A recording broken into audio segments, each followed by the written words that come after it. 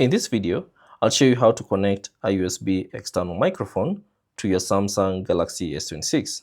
So by default, the mic comes with this type of port that you can connect to your Galaxy S26. So for this, you need an adapter that you can connect your microphone to, and then you can connect the other end to your Samsung Galaxy S26. So I'll link it down in the description below. So all you have to do is connect one end of the adapter to your microphone cable. And then once connected, connect the Type-C part to your USB Type-C port on your Samsung Galaxy S26. And then once it's connected, all you have to do is launch an application that uses the microphone. So let's say, for instance, the recording app.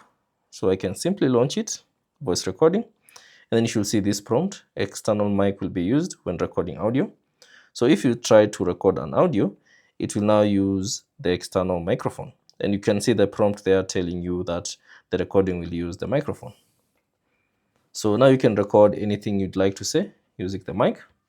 And that's basically it. So that's how you can connect, that's how to connect an external USB microphone to your Samsung Galaxy S26. Thanks for watching. If you have any questions, leave them down in the comment section below, and I'll see you on the next one.